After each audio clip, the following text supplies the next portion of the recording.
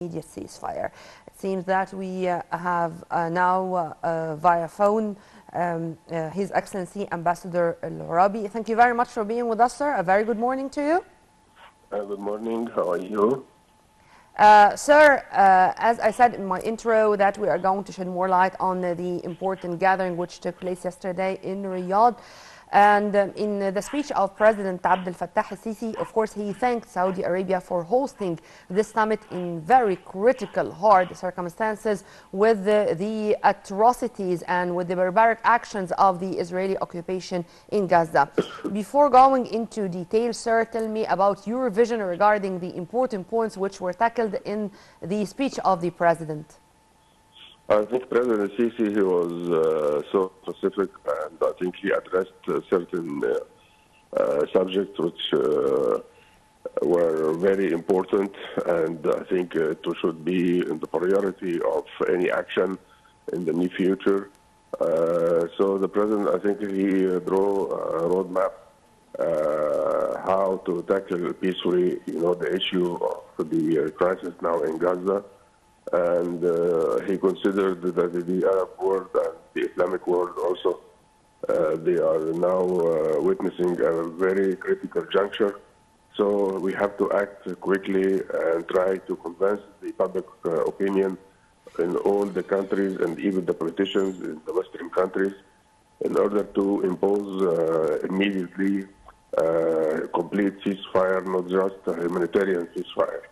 So I think the address of the President Sisi was comprehensive, and in the meantime was trying to tackle the nitty-gritty of the issues. And I think we should, I would say that the final statement by the summit, I think they touched all these the items President Sisi mentioned in his speech, which is, I think, is a good thing, and even they endorse what is Egypt is doing in order to facilitate the humanitarian assistance to the people in Gaza.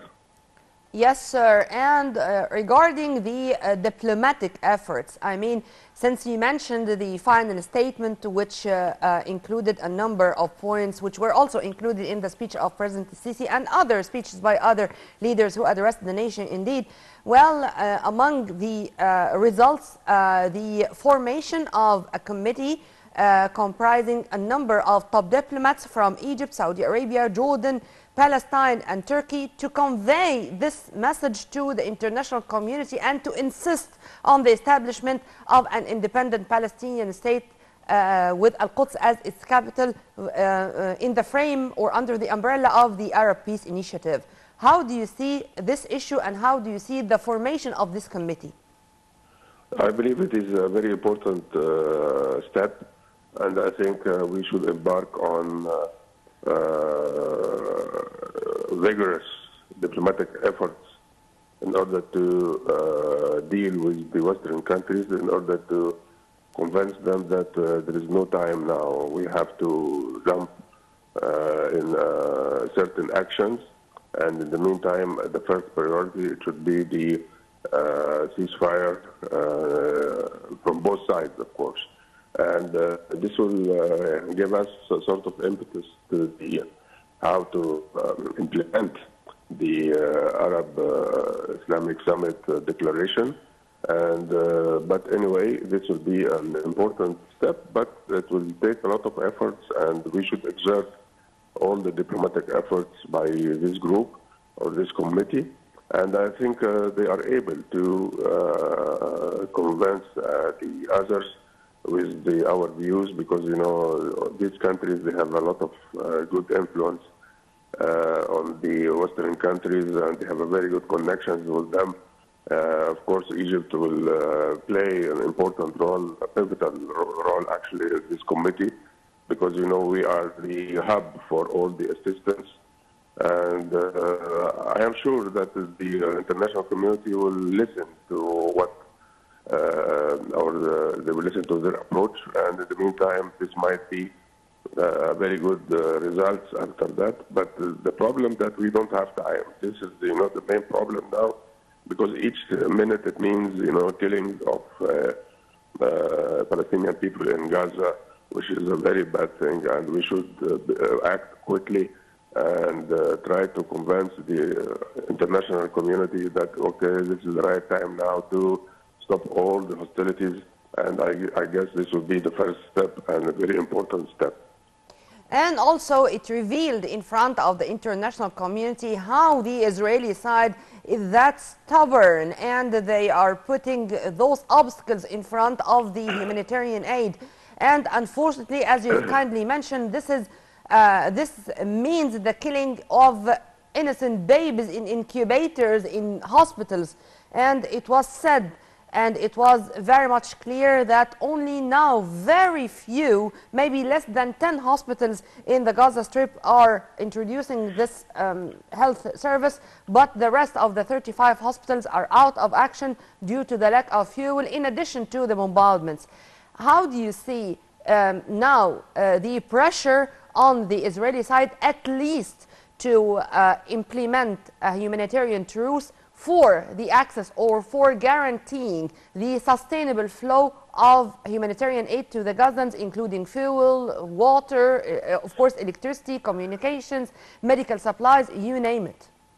I think the Israeli government cannot resist the international pressure, especially from the normal people in all Western capitals. I think you witnessed yesterday a lot of demonstrations in different capitals. And actually, we are watching the violence and the atrocities of the Israeli forces on the TV every day and every minute. So all these things, actually, it will have a sort of incremental pressure on Israel. And I think they will be obliged to succumb to the wishes of the international community and tried even to implement this truce for a few hours in order to allow the humanitarian assistance to be with the Palestinian people in different places. But the Israelis, they have their own mind and their own plan, and I think they will start, or let us say, they will continue to bombard Gaza and even put Gaza under the siege. And I think all these things, it should be dealt with or dealt by the international community and the Security Council and many other organizations in the world, not just the Arabs or not just Egypt, not just the Islamic world, but I think this is the responsibility of everybody, especially the UN Security Council and many other organs of the UN.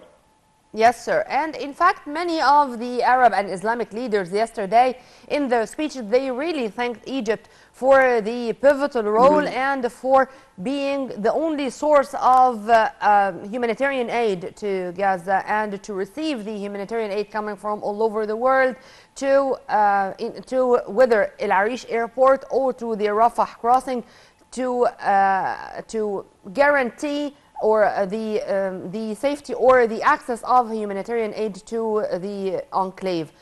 How do you see this, and how do you see also now the responsibility, as you've kindly mentioned, regarding the lives of people, not only for of course the strikes and attacks, but also for the humanitarian aid?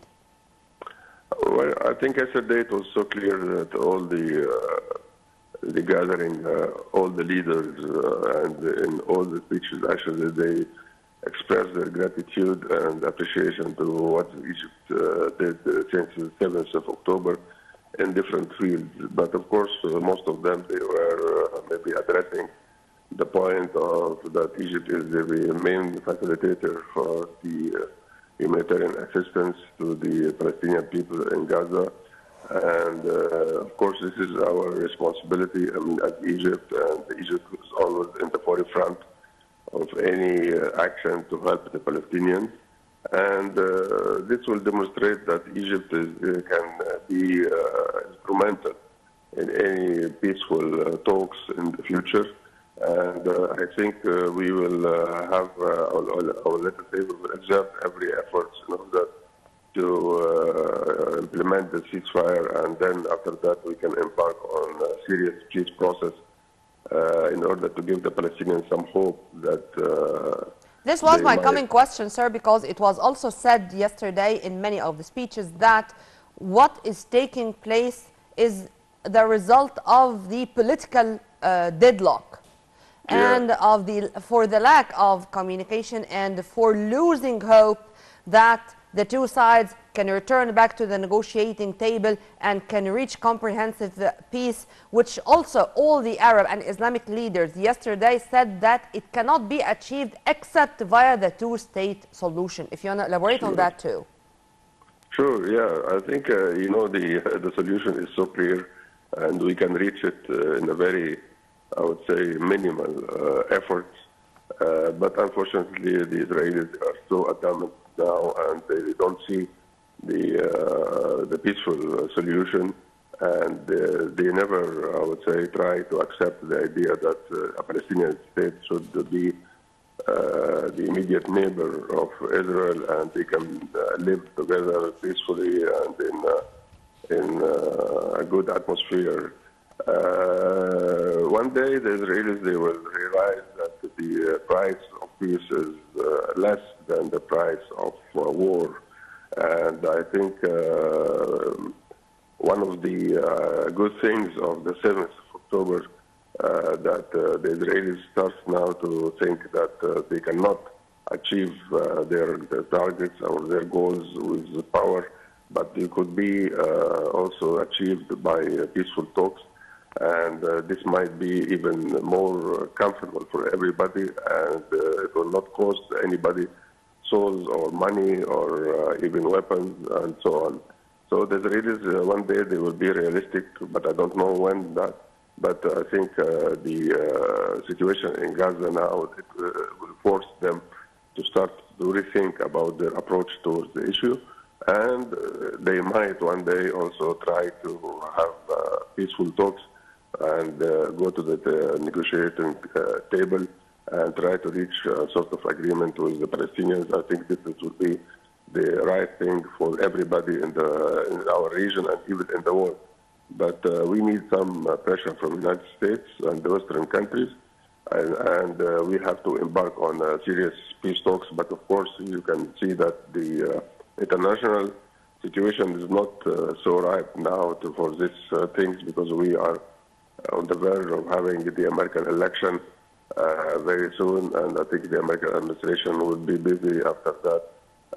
So the Israelis, they will try to exploit this period in order to implement their targets by having more settlements, more occupation for land, and so on. So the whole situation actually needs a sort of urgency, and we have to pressure on that. I mean, as Arabs and as Islamic world, that we should start immediately. And but of course, the situation is not so good, so that we can claim that we will have a peace process in the near future. But we should try, and I think this would be the right thing to do. Let's cross our fingers that tomorrow is going to be a better day and we are not going to lose more innocent lives. Well, Ambassador Mohamed Orabi, former Foreign Minister, thank you very much for your input, sir, and have a very good day. Right after the short break, we are going to return back with more